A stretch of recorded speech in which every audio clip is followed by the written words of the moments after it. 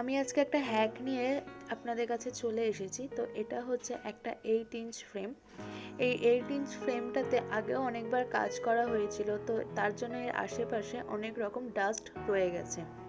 তো এর ওপর রেজিন ঢাললে রেজিনের সে ক্লিয়ার আসবে না, তো সেক্ষেত্রে আমরা একটা হ্যাক ইউজ করতে পারি। এখানে লাগবে হচ্ছে আমাদের একটা স্যালো টেপ। আপনারা এখানে যে কোনো ধরনের স্যালো টেপ ইউজ করতে পারেন, সেটা হোয়াইট হোক, ব্রাউন হোক বা মাস্কিং টেপ।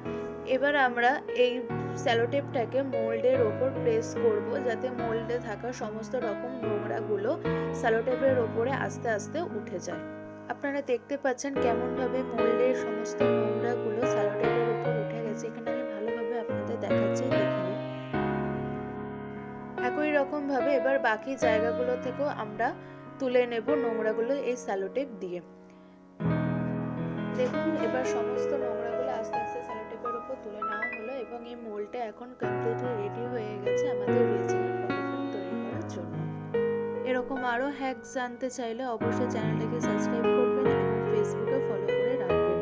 আর কিছু জানার জন্য অবশ্যই কমেন্ট বক্সে কমেন্ট করতে পারবেন।